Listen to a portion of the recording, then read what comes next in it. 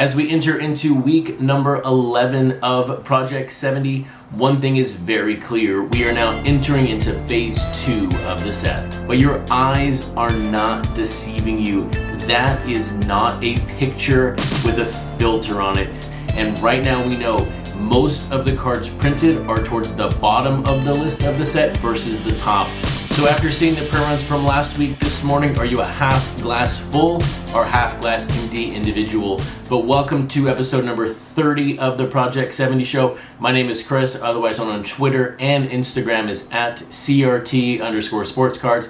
And my website is your number one resource for everything related to Project 70. That is simply CRTSportscards.com. And this weekend, I put out pricing on secondary values when it came to the first artist cards, the base, and the foil counterparts. And one thing became very, very clear. The Ronald Acuna by Alex Pardee cannot be touched. A card with a print run here of $14,000. It sold at an average value of over $60. So the question right now is, will that Acuna by Pardee be the first $100 card in this set? Now, you know me, when it comes to this set, I am always going to be a half glass full individual when it comes to the print runs and thinking about what they mean for the long term of the set. But I also understand the fans out there who might think, God, a print run under 1,200, this means the set is dying. But let's be honest here, it is a Joshua Videz CC Sabathia card. If anybody said that card was going to sell high,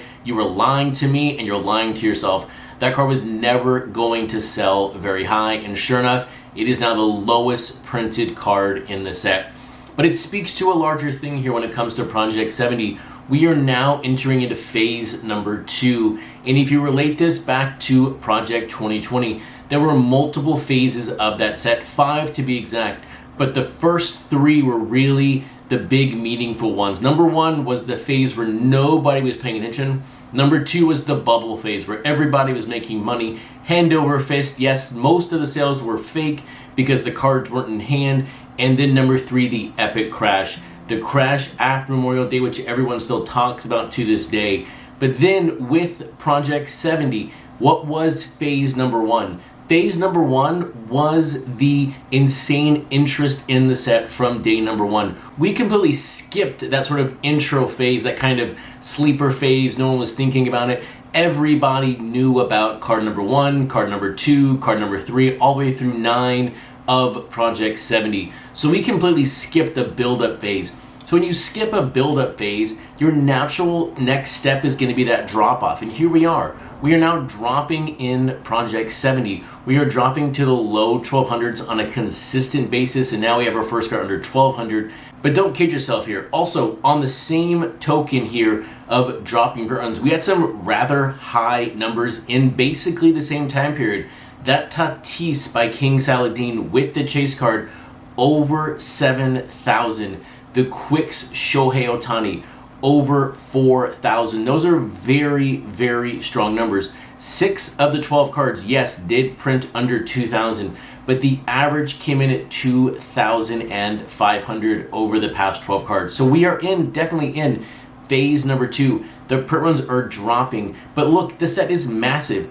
One print run is less than 1% of the entire set. And it's actually quite a bit lower than 1%, but we're not about to have a math lesson right now. But here's the question you have to ask yourself as a fan and as a buyer of Project 70. Yes, this is phase number 2. Print run averages are dropping. The question is this the bottom of the valley and there's about to be a peak in the future, or is this the downward slope to even lower and lower numbers? If you are a pessimist, you should be selling your collection right now. You should be unsubscribing to this channel and stop talking and listening about Project 70. But if you are an optimist for Project 70, a half glass full individual, you know there is going to be a peak right after this valley. The question right now is, how long is the valley going to last? But if there is a peak, the question becomes, which cards could be the most valuable in the future? If a 14,000 printed card can be worth $60, if not more in the near future, cards in the 1200s, 1300s, 1400s are going to be minuscule inventory is going to be very low and those prices could potentially rise. I'm not saying they are. I have no crystal ball and nobody here will ever be able to tell you the future. And so while that is all fun to theorize and think about in the future with a smile on your face about what could potentially happen with Project 70 cards in the near future, let's talk about the cards that released today, cards that we can purchase right now ourselves for less than 20 bucks on the Topps.com website. We have Don C with his Hideki Matsui, another new player in the set. We have CES with Mookie Betts, and we also have Matt McCormick with Hank Aaron. And so for Matt McCormick, this is of course his third card in the set. It is interesting to now see the artist's first 3 cards in the set because they had to submit those to Topps early on in the process. His first card, of course, was Cal Ripken, followed by Griffey, and now we have Hank Aaron. His set is also starting to take shape. These are kind of what the cards are going to look like. If you are a fan of this style, and I don't really know what to call this style, it kind of looks faded, maybe that's the wrong term here, but there's a very distinct look to these cards, and so this Hank Aaron fits in very well with the Griffey and the Ripken. I myself am not a buyer of these cards, but when you take a look at them, I get a real maybe 1970s feel to them, but I'm curious, are you a buyer or are you not a buyer of Matt McCormick's set at this moment? So transitioning away from that Hank Aaron to what I feel is one of the most impactful cards ever released in Project 70, and yes, it is CES with their Mookie Betts. And if you saw me on Instagram and Twitter, I was sharing this weekend CES's first 2 cards, my real love and affection for graffiti artwork. CES is the person I am buying in the set. But here is the key. Mookie Betts on this card, it doesn't really matter. Mookie Betts is just a player on the card. What is key on this card, on the A of LA, is Norm.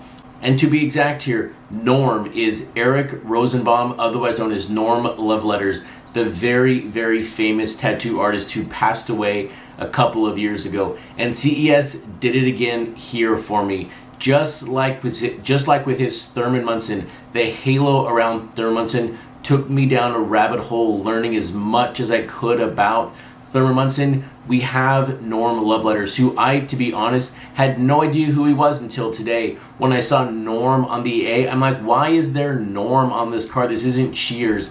But to learn about this artist and to learn more about him after this video is the reason why I'm into Project 70. An artist is teaching us things with these cards, and here again, CES is going to teach me more about an individual I didn't know before I saw their card today. And then closing out today's cards, and by the way, this appears to be the very last Monday of only having 3 cards. Apparently in May, we are going to 4 cards per day. Who knows what that's going to do to the print runs and how much we're going to talk about every single card. But here it is. We have Godzilla from Don C. We have Hideki Matsui. Now, when I first saw this card, I understand that there may be some angst, there may be some people out there who do not like seeing the Twin Towers on this card. But when you take a look at the original Godzilla poster for this card that he used, this is basically an exact copy. And if Topps thought this was not allowed in the set, this card never would have been produced. And I think it goes without saying here, the reason why we're talking about a Godzilla poster on a Hideki Matsui card in Project 70 from Don C is because he is basically a master of the reference material, but Hideki Matsui's nickname was Godzilla, for anyone who did not know that previous to this video. So I think it's an excellent play on the nickname. And also, these cards that Topps produces or Topps puts out of the artist, they must go through a multiple level approval process. They're not sending them to like me to say, hey, do you like them? And then we're gonna put them out. I can almost guarantee you these are put through a rigorous process check, just because of what happened last year with the McDonald's symbol on the Andrew Thiel card. But needless to say, it was a very exciting Monday in Project 70. We had controversial, we had maybe mundane, and we also had very, very impactful. And so when you think about all 3 cards, which card should I give away for free? I'm going to give away, and I'll do a separate 1 card order here for that CES Norm card. I want to add 1 more to the print run for this card because the meaning of it, in my opinion, is so great. So right now, you must be subscribed to the channel. But hit that subscribe button and put your print run guess below. The person nearest the print run without going over is going to win that card free from me. With that, have a fantastic Monday evening, and I'll see you back on Wednesday for episode number 31 of the Project 70 Show.